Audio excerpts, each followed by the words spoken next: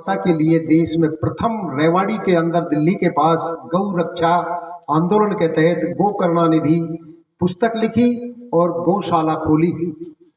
ऐसे ऋषि जिसने हमको अनेकों प्रकार के उपहार दिए, जिसने हमें अनेकों प्रकार की विद्या, अनेकों प्रकार की शक्ति और सामर्थ्य दिया, उस ऋषि को भी मैं कोटि कोटि नमन करता हूँ, जिसी के माध्यम से आपके शहर में 28 और 29 तारीख को चंद्रशेखर आजाद स्टेडियम में धर्म रक्षा महायज्ञ किया जा रहा है। आप उसमें से बहुत से यजमान बने होंगे।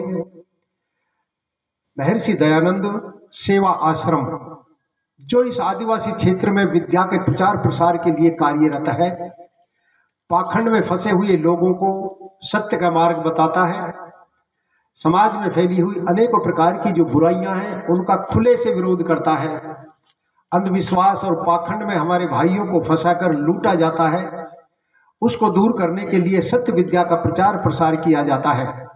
ऐसे ऋषि को कोटि कोटि नमन। पीछे करवा लेना। माता जी के मंदिर के इस प्रांगण में विराजमान सभी भद्र पुरुषों, पूजा के योग्य मातृ शक्ति, युवा साथी और प्यारे बच्चों, और जिन ओम प्रकाश आर्य का अभी आप भजन सुन रहे थे और नारायण जी की ढोलक सुन रहे थे, आप सभी को कोटि कोटि नमन। आपके बीच में थोड़ी सी चर्चा करने के लिए आज मास्टर जी के आदेश पर हम यहाँ आए हैं और आप सब लोग आए हैं, आपका कोटि कोटि नमन। अब मेरा प्रश्न है आप लोगों से, संसार के जितने जीव हैं वो क्या चाहते हैं? आप क्या चाहते हो? आप बताओ क्या चाहते हो? बोलो। अब विकल्प चुन लो, सुख या दुख। अब दो में से तो एक का बात बताओ, जोर से बोलो। सुख चाहते हो ना?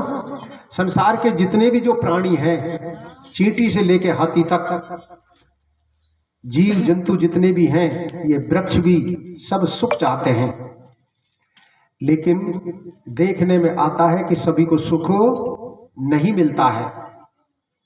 ये जितने भी जीव जंतु वृक्ष आदि योनियां हैं, ये एक तरफ और मनुष्य की योनि एक तरफ, सब सुख चाहते हैं। लेकिन मनुष्य सुख के साथ और भी कुछ चाहता है। सुख तो मुझे मिले ही, लेकिन मुझे और भी मिले, वो है मेरा यश फैले, मेरी कीर्ति हो, लोग मुझे आओ जी कहने के लिए मेरा सम्मान करें। पशु पक्षियों को गाय 20 लीटर दूध दे जाए, 5 लीटर दूध दे, उसे सम्मान की आवश्यकता, यश की आवश्यकता नहीं होती है। लेकिन मनुष्य जो है वो यश चाहता है। और यश किससे प्राप्त होता है?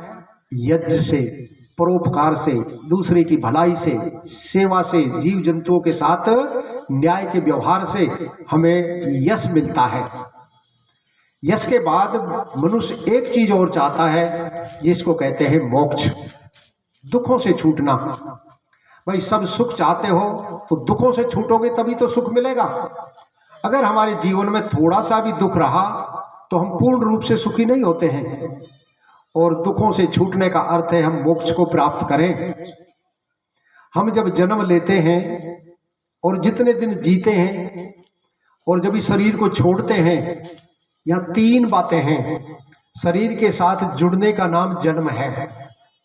अभी हम आप सब शरीर के साथ जुड़कर सब आत्माएं जीवन जी रहे हैं और इस जीवन में हम सुख भी प्राप्त करते हैं, दुख भी प्राप्त करते हैं। कहीं हमें अपमान भी होता है, कहीं हमारा सम्मान भी होता है, कहीं हमें हानि भी होती है, कहीं हमें लाभ भी होता है।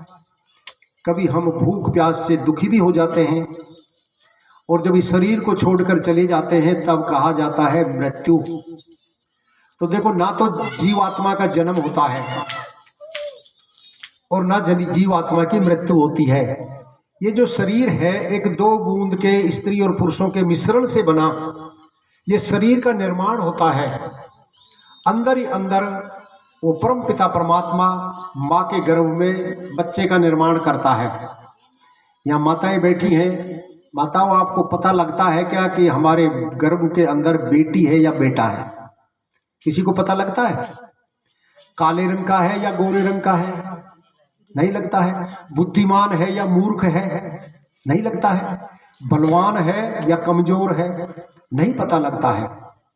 लेकिन अंदर से निर्माण करने वाली माँ, जिसे हम ईश्वर कहते हैं, बेमाता कहते हैं, उसको सब कुछ पता है कि मैं क्या बना रहा हूं। ऐसा निर्माण करने वाली उस परमात्मा को हम कोटि कोटि नमन करें। तो हमारे शरीर का निर्माण होता है, छोटा सा बच्चा बढ़ता बढ़ता बढ़ता बढ़ता मास्टर जी की तरह पूरा जवान हो जाता है, और आगे चल के 60-65 वर्ष के बाद में सेल्स जो है डाउन होते चले जाते हैं, और हमारा ये जो शरीर है ये बुढ़ा हो जाता है, वृद्ध हो जाता है, और एक दिन जर्नर हो जाता है, और मन करता है कि शरीर को छोड़कर अब मैं जाऊं। जैसे नए कपड़े को पहनते पहनते जब वो पुराना हो जाता है, फिर मन करता है कि इसे तो उतार के रख दें और नया कपड़ा पहनकर अब हम बाजार में, गांव में, अपने रिश्तेदारों में घूमेंगे। ऐसे ही जीवात्मा सोचती है कि बुढ़ा हो गया, खड़ा नहीं हुआ जा रहा है, सुना नहीं जाता, बोला नहीं जाता, देखा नहीं जाता, खाया नहीं जाता, तो मैं क्या करूं, अभी शरीर को छोड़ दूं। जन्म के 9 महीने में मनुष्य के रूप में जो आत्मा आती है भारी दुख पाती है, बताते हैं आप, हम सबको दुख हुआ होगा लेकिन अनुभूति नहीं होती है। और जब इस शरीर को छोड़ते हैं तो कहते हैं कि एक बिच्छू जितना दर्द करता है, ऐसे हजारों बिच्छुओं के दर्द के बराबर आत्मा इस शरीर को छोड़कर जब जाती है तब दर्द होता है। बताओ कितना बड़ा असहनीय दुख हमको होता है। इस दुख से, पुनरपि जननम पुनरपि मरणम के दुख से हमें छूटने के लिए ये प्यारे प्रभु परमात्मा ने मनुष्य का शरीर दिया है। और इस दुख से छूटने का एक ही उपाय है कि हम वेद की आज्ञाओं का पालन करते हुए और हम योग के दर्शन के